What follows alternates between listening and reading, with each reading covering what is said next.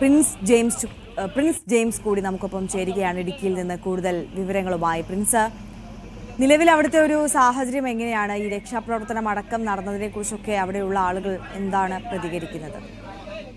തീർച്ചയായും വളരെ മണിക്കൂറുകൾ നീണ്ടുവരുന്ന ഒരു രക്ഷാപ്രവർത്തനമാണ് അടിമാലി ഉണ്ടായത്. ഇന്നലെ രാത്രി 10 മണിക്ക് ശേഷം വലിയ ദുരന്തത്തിന് നാട് സാക്ഷ്യം വഹിക്കുന്നു.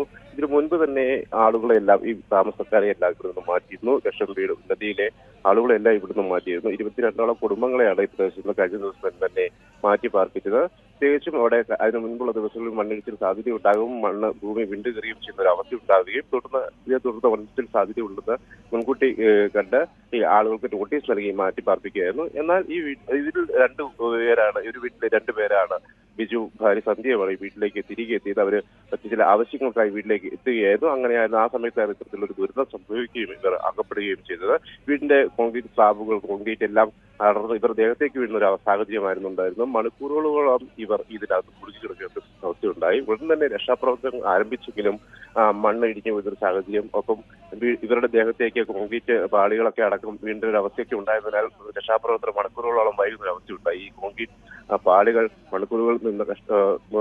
മണിക്കൂറുകൾ കൊണ്ട് മുറിച്ചു നീക്കിയൊക്കെയാണ് ഇവരെ പുറത്തേക്ക് എടുത്തത്. ആ സമയത്ത് തന്നെ സദ്യ ബോധാവസ്ഥയിലായിരുന്നു. ബിജുവിന്റെ ജീവൻ നഷ്ടപ്പെട്ട ഒരു സാഹചര്യമൊക്കെ ഉണ്ടായിരുന്നു. എന്തായാലും മണിക്കൂറുകളോളം ഉള്ള ഒരു കഷ്ടപ്പാട് നാട്ടുകാരുടെയും ഫയർഫോഴ്സിന്റെയും NDRF സേനയുടെയും ഒക്കെ മണിക്കൂറുകളോളം കഷ്ടപ്പാടിന് ശേഷമാണ് ഇവരെ പുറത്തേക്ക് എടുക്കാൻ സാധിച്ചത്. കൂടുതൽ ഇവർക്ക് ബുദ്ധിമുട്ടുകൾ ഉണ്ടാകാത്ത രീതിയിലൊക്കെയുള്ള പരിശ്രമത്തിന് ശേഷമാണ് നിർത്താൻ സാധിച്ചത്. എന്തായാലും വലിയൊരു ദുരന്തമാണ് അടിമാലി മേഖലയിൽ കഴിഞ്ഞ ദിവസം ഉണ്ടായത്. തീർച്ചയായും പ്രിൻസ് ജെയിംസ് ആണ് വിവരങ്ങൾ പങ്കുവച്ചത്. ഇപ്പോൾ പ്രേക്ഷകർ കാണുന്നത് ഈ അപകട സ്ഥലത്തെ ഇന്ന് രാവിലെ പകർത്തിയ ആകാശ ദൃശ്യമാണ്. നോക്കൂ, എത്രത്തോളം വലിയൊരു അപകടമാണ്, മണ്ണിടിച്ചിലാണ് നടന്നിട്ടുള്ളത് എന്നുള്ളത്.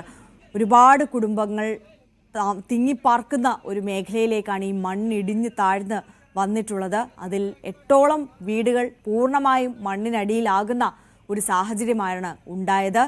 അതിൽ പെട്ടുപോവുകയായിരുന്നു, ഈ അപകടത്തിൽ പെട്ടുപോവുകയായിരുന്നു സന്ധ്യയും അന്തരിച്ച ബിജുവും.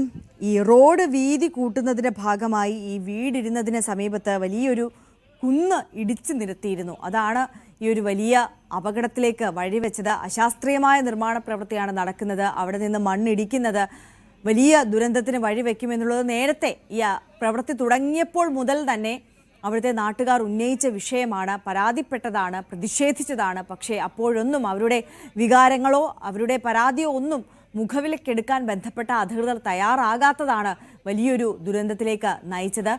മാത്രമല്ല, ഈ കഴിഞ്ഞ ദിവസം ഈ പ്രദേശത്ത് എന്തായാലും ഒരു വലിയ വിള്ളൽ ആദ്യം രൂപപ്പെട്ടത് ഈ പ്രദേശവാസികളുടെ ശ്രദ്ധയിൽപ്പെട്ടത് വലിയ അനുഗ്രഹമായി എന്ന് തന്നെ പറയാം. കാരണം അതവർ ബന്ധപ്പെട്ട അധികൃതരെ അറിയിച്ചത് കൊണ്ടാണ് ഈ 22 കുടുംബങ്ങളെയും അവിടെ നിന്ന് മാറ്റിപ്പാർപ്പിക്കാനായതും ഉണ്ടാകാമായിരുന്ന ആ ഒരു വലിയ ദുരന്തം ഒഴിവാക്കാൻ സാധിച്ചതും എന്നുള്ളതാണ്.